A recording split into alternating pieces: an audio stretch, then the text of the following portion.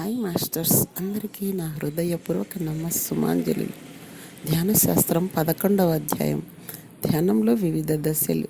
ఈ దశలో ఒక ధ్యానిని సాధారణమైన విశ్రాంతి స్థితి నుంచి ఉన్నత చైతన్య స్థాయి లేదా ఉనికికి, అంటే మనస్సు నుంచి మనోశూన్య స్థితికి, చైతన్యం నుంచి సంపూర్ణమైన ఎరుక స్థితికి, సాకారం నుంచి నిరాకారానికి, ఆనందం నుంచి నిర్వాణానికి తీసుకువెళ్తాయి.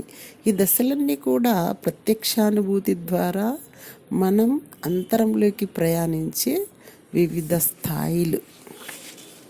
ధ్యానం అంటే వివిధ దశల ద్వారా పురోగమించే ఓ క్రమానుసార ప్రక్రియ. ఈ దశలన్నీ కూడా ప్రత్యక్షానుభూతి ద్వారా మన అంతరంలోకి ప్రయాణించే వివిధ స్థాయిలు. ధ్యానం 3 అంశాలను కలిగి ఉంటుంది. అవి గమనింపబడే వస్తువు, గమనించే ప్రక్రియ, మరి గమనించే పరిశీలకుడు.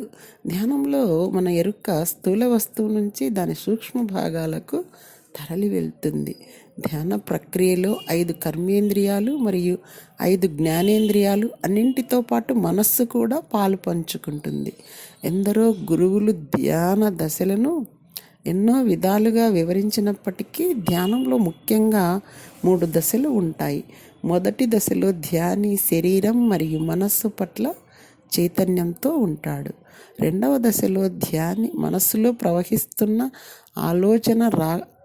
ఆలోచనల రాకపోకలను గమనిస్తూనే అంతరాత్మను అన్వేషించటం ఆరంభించి దాని గురించి అవగాహన పెంపొందించుకుంటాడు. మూడవ దశలో ధ్యాని గాఢమైన ధ్యాన స్థితిలోకి ప్రవేశిస్తాడు.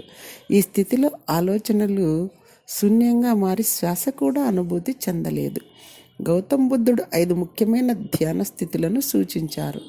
సాధారణమైన పదాలలో చెప్పాలంటే మన ఏకాగ్రత స్థూలం నుంచి సూక్ష్మానికి, సూక్ష్మం నుంచి సూక్ష్మాతి సూక్ష్మానికి మరలుతుంది. పతంజలి మహర్షి 4 ముఖ్యమైన ధ్యాన స్థితులను సూచించారు. ప్రత్యాహార స్థితిలో మనస్సు ఇంద్రియ జ్ఞానాన్ని ఉపసంహరించుకుంటుంది. మనస్సును పదే పదే శ్వాస మీద లగ్నం చేసేది ధారణ స్థితి. ధ్యానం అంటే ఎంచుకున్న అంశంతో సునాయాసమైన ఏకత్వ స్థితి. మనస్సుకు శ్వాసకు మధ్య సంబంధం ప్రగాఢమై ఇక మనస్సు దేనిని పట్టించుకోని స్థితిలో సమాధి స్థితి ఆరంభం అవుతుంది. బ్రహ్మర్షి పత్రిజీ ధ్యాన స్థితులను 3 సంభావాలుగా వివరిస్తారు. మన ఆధ్యాత్మిక ప్రగతి కోసం ధ్యాన స్థితులను గురించి తెలుసుకొని అవగాహన చేసుకోవాల్సిన ఆవశ్యకత ఉంది. ఒకవేళ మీకు ధ్యాన గమ్యం స్పష్టంగా తెలిసి ఉండి దానికోసం నిరంతర సాధనను జోడిస్తే మీరు ప్రావీణ్యం పొందగలరు. ఒక్కో వ్యక్తి చైతన్యాన్ని ఒక్కో విధంగా అనుభూతి చెందుతాడు. Thank you.